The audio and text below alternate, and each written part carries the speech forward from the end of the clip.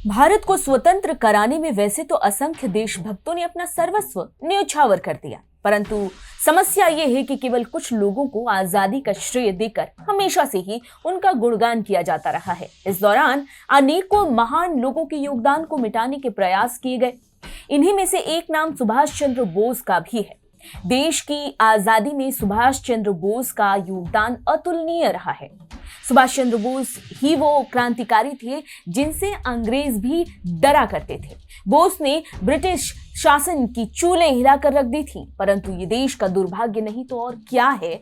उन्हीं सुभाष चंद्र बोस के योगदान को कुछ राजनीतिक दलों द्वारा हमेशा से ही कम आंका गया है और इसे दबाने के खूब प्रयास भी किए गए हैं, परंतु कहते हैं कि सच्चाई को ज्यादा दिनों तक छिपाया नहीं जा सकता। अब ऐसा लगने लगा है कि शीघ्र ही सुभाष चंद्र बोस से जुड़ा सच सबके आगे आने वाला है। नमस्कार, स्वागत है आपका TFI पर, जो है देश का सबसे विश्वसनीय ऑल्टरनेट न्यूज मीडिया पोर्टल। मैं पद्माश्री शुभम आपको बताऊंगी कि कैसे रक्षा मंत्री राजनाथ सिंह के हालिया बयान से ऐसा लगता है कि वो बोस से जुड़ी फाइलों को खोलने के लिए उतारू है, और क्या मोदी सरकार इस दिशा में कोई बड़ा कदम उठाने जा रही है, इस पर भी ध्यान देंगे। आगे बढ़ेंगे, लेकिन उससे पहले अगर आपको हमारा काम और हमारे विचार पसंद आ रहे हैं तो हमारे वीडियो को लाइक करें और चैनल को सब्सक्राइब कर लें। फेसबुक पेज पर हमें फॉलो करें। मोदी सरकार जब से सत्ता में आई है तब से वो सुभाष चंद्र बोस को सम्मान दिलाने के प्रयास कर रही है, जिनके वे असल में हकदार थे, और कांग्रेस के राज में तो वो सम्मान उन्हें कभी मिला ही नहीं।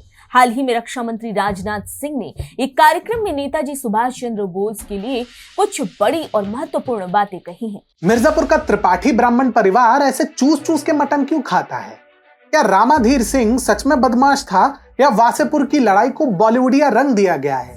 ऐसे कई प्रश्न है, परंतु उत्तर केवल एक ही जगह मिलेगा, TFI के एंटरटेनमेंट चैनल पर। ऊपर दिए लिंक को दबाकर आप सब्सक्राइब कीजिए और घंटी दबाइए, इनका घंटा हम बजाएंगे। ग्रेटर नोएडा के एक यूनिवर्सिटी के कार्यक्रम में राजनाथ सिंह ने इस ओर प्रकाश डाला कि कैसे सुभाष चंद्र बोस के आजादी में दिए गए योगदान को हमेशा से नजरअंदाज किया गया। इस दौरान रक्षा मंत्री ने एक बड़ा बयान देते हुए सुभाष चंद्र बोस को अखंड भारत का पहला प्रधानमंत्री भी बताया। राजनाथ सिंह ने अपने बयान में कहा कि अखंड भारत के प्रथम प्रधानमंत्री सुभाष चंद्र बोस थे। उन्होंने कहा कि अधिकांश लोगों के द्वारा नेताजी सुभाष चंद्र बोस को एक प्रखर स्वतंत्रता संग्राम सेनानी, आजाद हिंद फौज के सुप्रीम कमांडर और आजादी के लिए अनेक कष्ट सहने वाले क्रांतिकारी के रूप में जाना जाता है, परंतु कम ही लोग उनको अखंड अविभाजित भारत के पहले प्रधानमंत्री के तौर पर देखते हैं। आजाद हिंद सरकार, जो अखंड भारत की पहली स्वदेशी सरकार थी, वो नेताजी सुभाष चंद्र बोस ने ही बनाई थी,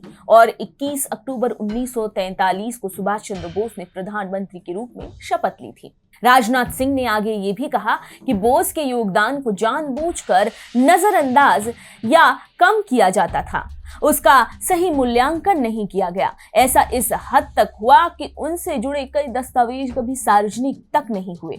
उन्होंने जोर देकर कहा कि नेताजी की भूमिका और दूरदृष्टि का पुनर्मूल्यांकन करने की तत्काल आवश्यकता है। कुछ लोग इसे इतिहास का पुनर्लेखन कहते हैं, पर मैं इसे सुधार कहता हूं।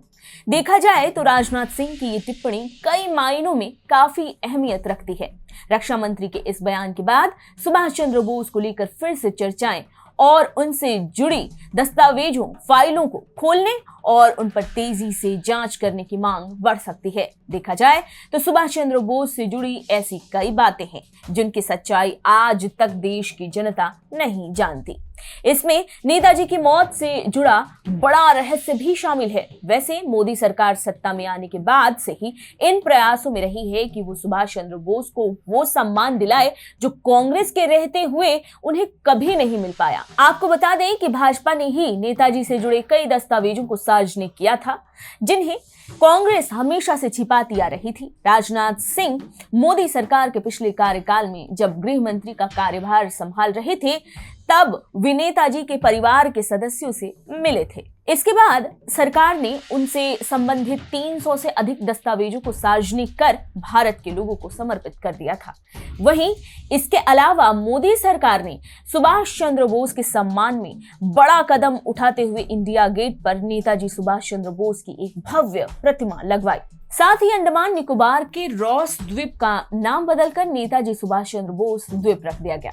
हमारे देश के कुछ बुद्धिजीवी देश के प्रथम प्रधानमंत्री के रूप में जवाहरलाल नेहरू का नाम बड़ी ही प्रसन्नता से और गर्व से लेते हैं और उनका गुणगान भी खूब करते नजर आते हैं, परंतु ये लोग कभी भी देश की आजादी में अतुलनीय भूमिका निभाने वाले सुभाष चंद्र बोस के बारे में बात नहीं करते दिखते। सुभाष चंद्र बोस ही नहीं, उनके जैसे और भी कई महान नायक हैं जिनके योगदान को आज देश भुला चुका है। इसके पीछे का कारण है आजादी के बाद देश की सत्ता संभालने वाली राजनीतिक पार्टियां, जिन्होंने कभी इनके योगदान का उल्लेख नहीं किया।